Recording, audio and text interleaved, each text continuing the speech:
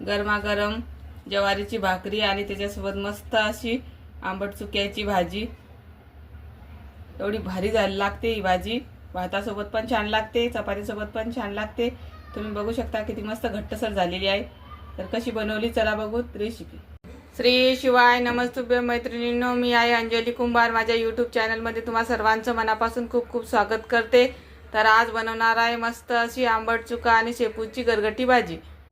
तरी ते मी साहित्य सांगते। इथं मी फ्रेश अशी आंबट चुक्याची भाजी घेतलेली आहे। फक्त याची मुळ्या काढून टाकलेल्या आहे। देठासकट ही भाजी घेतलेली आहे। या देठामध्ये सर्व चव असते।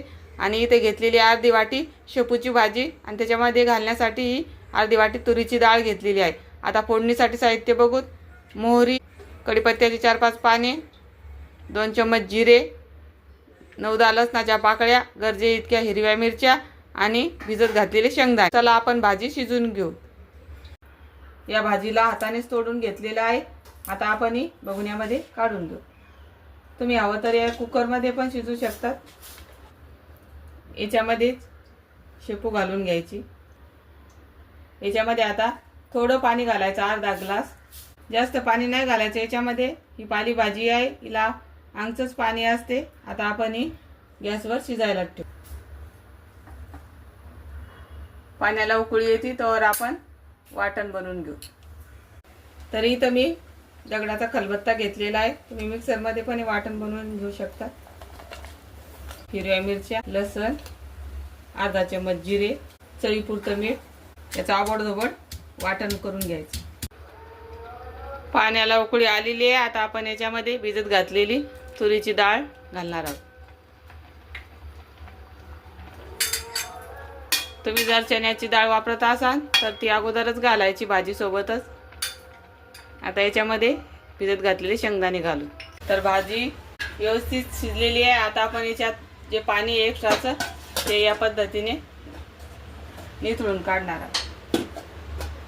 थोडंसं ताट असं अर्धवट झाकायचं, याच्यातलं एक्स्ट्राचं पाणी काढून घ्यायचं, म्हणजे मग व्यवस्थित भाजी फाटल्या जाते।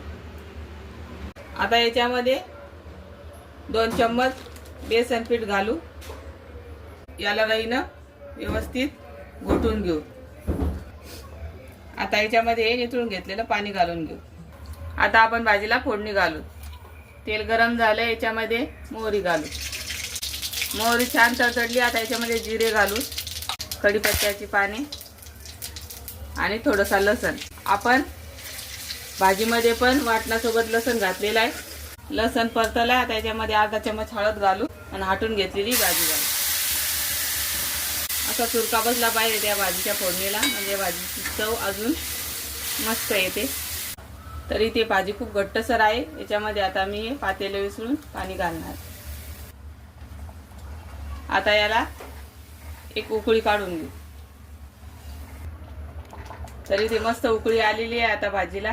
आता आपण गॅस बंद करू। ही भाजी झाकून नाही ठेवायची, नाहीतर तिचा रंग बदलतो, पिवळसर होते। इथं तयार झालेली मस्त अशी आंबट चुका आणि शेपूची गरगटी भाजी आता आपण ही सर्व करू। अगदी कमी वेळात तयार होती ही भाजी शिजून। तर बघू शकता किती मस्त कलर आलेला आहे भाजीला। आणि आपण तुरीची डाळ नंतर घातल्यामुळे डाळ पण मस्त राहिलेली आहे, गाळ नाही झालेली। मस्त गरमागरम आंबट चुक्याची भाजी आणि त्याच्यासोबत ज्वारीची भाकरी एकदम भारी लागते। ही भाजी भातासोबत चपातीसोबत पण छान लागते। तर तुम्हाला ही माझी रेसिपी कशी वाटली नक्की कमेंटमध्ये सांगा। आणि आवडली असल्यास लाईक, शेअर, सबस्क्राईब करा। धन्यवाद।